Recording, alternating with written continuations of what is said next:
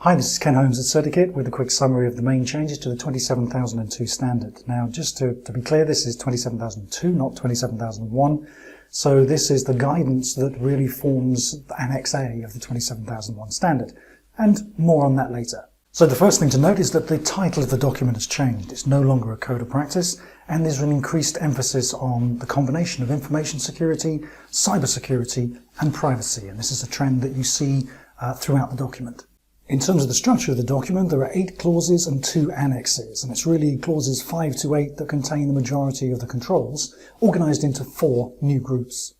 These new groups are organisational, people, physical, and technological controls. So whereas the previous version of 27002 had 14 categories with 114 controls, now we're looking at 4 categories with a total of 93 controls. The new control set basically is made up of a rehash of the existing controls. Some have been merged together, the odd one has been left out, but not very many, and there are 11 new controls. The other new feature is the use of what the standard calls attributes, which are basically hashtags, and it categorizes each of the controls within the standard into groups of 5 different types of attributes.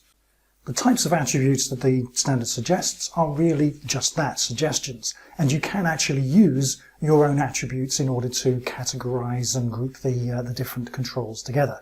And there is a section within one of the annexes of the standard which talks about how you can relate your selection of controls to your risk assessment in a way that potentially wasn't possible before. The use of attributes is something that may get more attention as time goes by. It'll be interesting to see how that pans out and how much people do actually use them. So given that there have been changes to the 27002 standard, the big question is what's going to happen with 27001, given that 27002 forms the basis of Annex A of the 27001 requirement standard. So the guidance we've been given, or the rumour in the industry at the moment, seems to be that there will be a new version of 27001 coming out in June or July of 2022.